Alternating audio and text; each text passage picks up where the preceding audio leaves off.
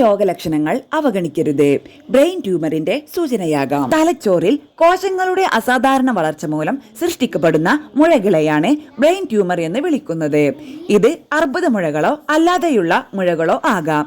എന്നാൽ brain tumour മുഴകളുടെ ലക്ഷണങ്ങൾ പലപ്പോഴും പലരും നിസ്സാരമായി അവഗണിക്കാറാണ് പതിവ്. രോഗം മൂർച്ഛിച്ച് മുഴ വലുതായി കഴിയുമ്പോഴാണ് പലരും രോഗം തിരിച്ചറിയുക തന്നെ.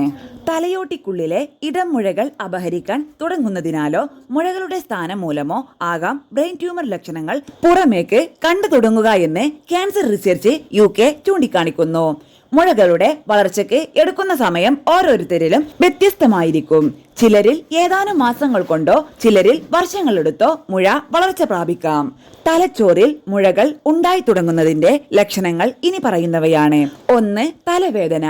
വല്ലപ്പോഴും വരുന്ന തലവേദന പതിവാകുകയും രൂക്ഷമാകുകയും ചെയ്യും.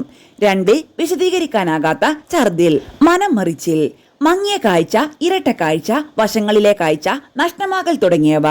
4. കാലിന്റെയോ കൈയുടെയോ ചലനവും സംവേദനക്ഷമതയും പതിയെ നഷ്ടമാകുക. 5. ബാലൻസ് നഷ്ടമാകുക. 6. സംസാരിക്കുമ്പോൾ ബുദ്ധിമുട്ട്. 7. അമിതമായ ക്ഷീണം. 8. നിത്യമുള്ള കാര്യങ്ങളിൽ പോലുമുള്ള ആശയക്കുഴപ്പം. തലയിൽ മുഴയുള്ള രോഗികളിൽ 10ൽ 8നും ചുഴലി രോഗവും വരാറുണ്ടെന്ന് ക്യാൻസർ റിസർച്ച് UK ചൂണ്ടിക്കാട്ടുന്നു. ഇതിന്റെ ഭാഗമായി പേശികൾ വലിഞ്ഞു മുറുകുകയും ബോധം നഷ്ടമാകുകയും ഒക്കെ ചെയ്യാം. തലച്ചോറിലെ മുഴ വ്യക്തിത്വത്തിൽ മാറ്റം വരുത്താനും രോഗിയുടെ മൂഡ് അടിക്കടി മാറാനും സാധ്യതയുണ്ട്. മുഴ തലച്ചോറിന്റെ ഫ്രോണ്ടൽ ലോബിൽ വന്നവർക്കാണ് ഈ ലക്ഷണങ്ങൾ കാണപ്പെടുക. തലച്ചോറിന്റെ ഈ ഭാഗമാണ് വ്യക്തിത്വത്തെയും വികാരങ്ങളെയും ഒക്കെ നിയന്ത്രിക്കുന്നത്.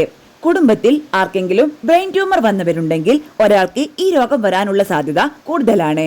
റേഡിയേഷൻ ഏൽക്കേണ്ടി വരുന്നവർക്കും തലച്ചോറിൽ മുഴകൾ ഉണ്ടാകാൻ സാധ്യതയുണ്ടെന്നാണ് പുതിയ പഠനങ്ങൾ.